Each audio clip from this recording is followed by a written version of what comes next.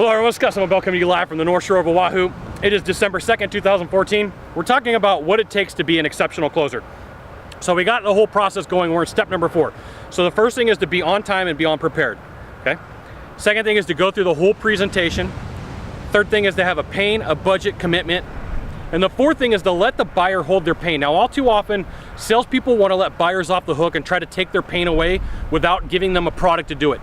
And what I mean by that is they allow the person to wiggle out away from their pain, and just when they have that person about to talk about what their problem, what their itch is, the salesperson, they get uncomfortable, so they stop talking about it and they let the buyer get away, right? That's like going out and catching a trophy fish. I'm not a fisherman, but got the cast out there, you got the trophy fish, and then they're like, you know what, I'm bored. Throw the fishing lure or the whole thing inside of the ocean or inside of the lake, and you're like, well, what happened? Well, I just got tired, I got bored, okay?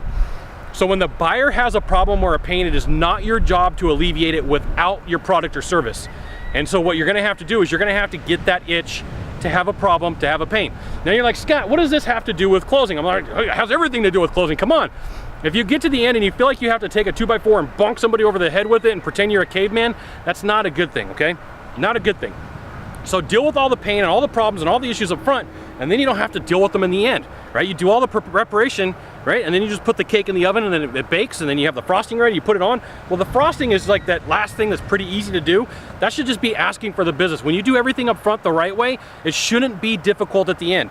And I get a lot of people, and I think a lot of salespeople are pretty sadistic, where they want to fight their buyer and they want to negotiate it out. Now remember, sometimes people sell how they buy, and so since they want to be that type of person who goes to somewhere and has to haggle, they want their buyers to haggle. But you know, you put that on somebody like me and I'm gonna walk, right? So you have to know what type of person that you're sitting with or what type of person you're talking to.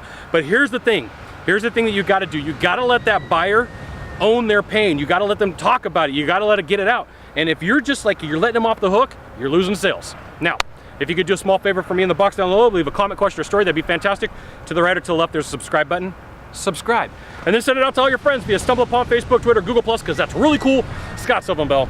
Only Scott Bell with Silverman. We'll see you soon. Thanks for watching. Aloha.